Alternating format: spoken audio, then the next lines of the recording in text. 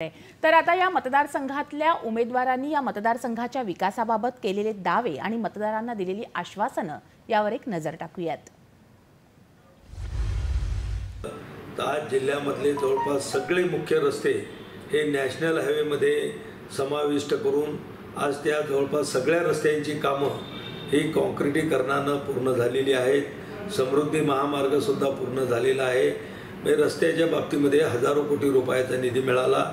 सिंचनाच्या बाबतीमध्ये जर सांगायचं असेल तर या बुलढाणा जिल्ह्यातले चालू असलेले प्रकल्प पूर्ण करण्यासाठी शेतकऱ्याच्या शेतीला लवकरात लवकर सिंचनासाठी पाणी मिळण्यासाठी हजारो कोटी रुपयाचा निधी राज्य सरकार सोबतच केंद्र सरकारने सुद्धा जिगाव असेल, पेनटाकळी, बाकीच्या सर्व अपूर्ण असलेल्या धरणाच्या कामाला त्या ठिकाणी दिलेला आहे।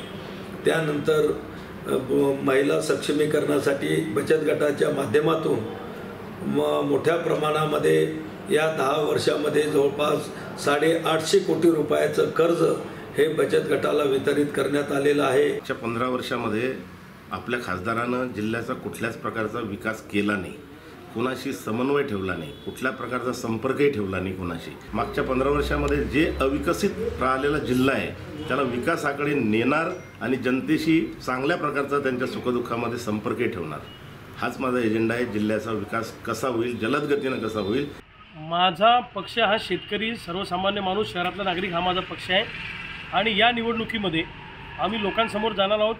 या विद्यमान खासदारांनी काय काय केलं नाही ते लोकांना सांगणार आहोत आणि हा जिल्हा एक विकासाचं मॉडेल करण्याचं माझं स्वप्न आहे। शेगाव संत गजानन महाराजांचं शेगाव आहे, तिथं विकास झाला पाहिजे, विमानतळ झालं पाहिजे।